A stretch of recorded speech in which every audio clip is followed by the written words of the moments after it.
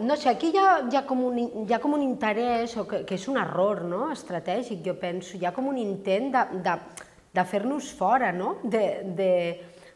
fer-nos fora, i jo torno a dir, és un error, ja es va deixar fora el PSC i ells també es van quedar, però deixar-nos fora nosaltres amb la tradició que representem del SUC, a veure, jo recordo sempre a tothom, Iniciativa ve d'una suma de gent del SUC, de gent de nacionalistes d'esquerra, i per tant dins d'Iniciativa tenim sectors que són independentistes i tenim sectors que no ho són. Però és que el que sí que ens uneix a tots és que tots som profundament demòcrates i tots diem que tots som sobiranistes. O sigui, el que no acceptem és aquest menyspreu, aquest menysteniment de l'estat espanyol cap a Catalunya. I per tant, en tant que sobiranistes i en tant que demòcrates, nosaltres el que no volem de cap manera és que això continuï aquí. El que diem és que s'ha d'arribar a una solució. Llavors, en el nostre full de ruta, que no sé per què es va llegir així, clar, a mi el del Raül,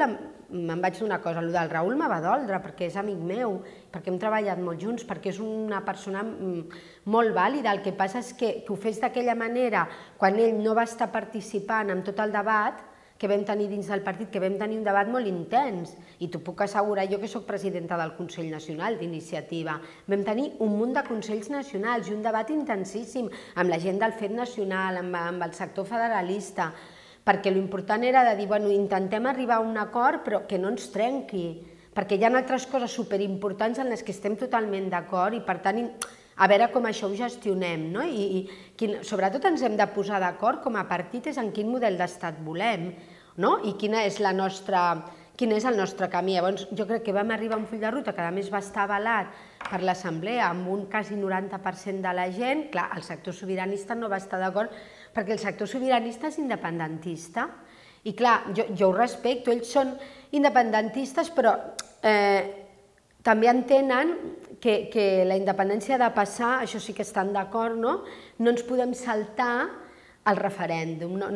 Vull dir, és més una qüestió d'estratègia. Llavors, en el nostre full de ruta, que es basa molt o parteix molt de les idees del Miquel Caminal, del professor d'història que va morir. El Miquel, l'últim text que va escriure, que jo us el recomano, que és maquíssim, que es diu Les 3 cartes d'un federalista, ell el que acaba dient és que el verdader federalista no descarta l'independentisme,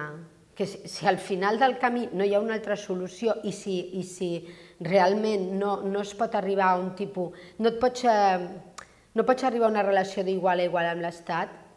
doncs t'has d'independitzar.